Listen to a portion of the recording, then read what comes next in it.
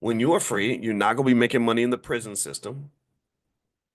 When you are free, they're not making money from you being a ridiculously excessive consumer of any crappy product that they throw at you. So freedom is very dangerous. Freedom is very radical. I think that's why maybe that's why my Facebook page got taken down. I had almost 1 million followers. They took it down. What am I doing? I'm not hurting nobody. Oh, that's right. I'm talking about things that are opposite to the culture, right? Because there's plenty of rappers that will tell your child to go get hooked on dope and kill himself, and their pages they'll have 30 million followers, right? So how about that? How about instead of promoting incarceration, we promote freedom and know by knowing what freedom looks like, studying it, being able to identify it, having the courage to pursue it, and having the courage to plan for it.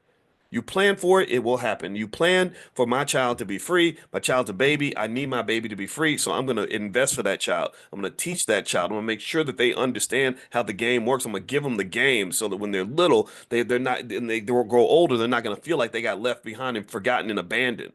They're not going to have a scenario where they say, gosh, I would have done things so different if somebody had told me. A lot of you feel that way. A lot of you come to class in the morning and you're like, gosh, I wish somebody had told me this when I was 10 or 20 years old. My whole life would have been different.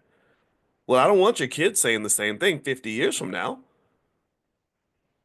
You teach them while they're 10. You teach them while they're 7. Talk to them. Let's get going. How about instead of promoting the sexualization of little girls, maybe we promote the protection of little girls? How about that? How about we protect black women and really commit ourselves to that?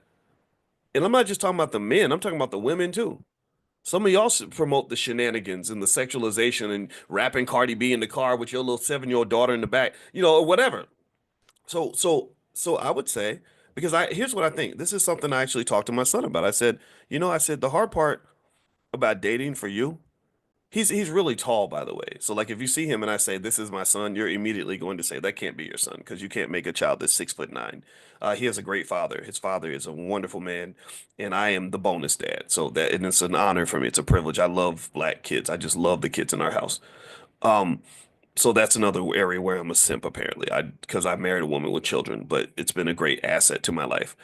And I was talking to him and I said, look, look, man, I said, you're tall. Women naturally love tall dudes. I didn't even know that because women never told me. I guess they didn't want to hurt my feelings, but apparently guys that are over 6 feet tall are like a hot commodity and only 15% of men are over 6 feet tall. He's 6'9", so he's probably in the 1 percentile, right? So he comes in and he's a good looking dude. So he comes in and the girls instantly are like, who's that? Right? So I said, you have to be really careful when you're dating. I said, because we have a society where we don't understand the tragedy of the fact that 76% of black girls don't grow up with their father in the house. We act like that's not a big deal. That's not a problem. That it's everything's fine. And I said, but imagine if you didn't have your mother. Imagine if you grew up and didn't have your mother in the house. Think about what kind of man you would be. You'd be a very different person. And if you don't acknowledge that and notice that differential, then you might end up becoming something other than what you should have been, right? And you may not even know that it was a problem if everyone tells you like, oh, mothers don't matter. It's okay. You can not have a mama and be okay. I believe that if we grow up without mamas, you think we have a dramatic increase in the percentage of serial killers in society. Like we have a whole lot of crazy psychopaths in the world because a mother's love is irreplaceable. And I also think a father's love is irreplaceable. I think a father's protection is irreplaceable, right? So I would say that when you talk about the little girls, I think that we are complaining about the problem that we're helping to facilitate and create. I think that when we're teaching little girls that they don't need a man, then you're harming the girl. You're putting her out here in the world where she's going to be very vulnerable because I don't care what you say.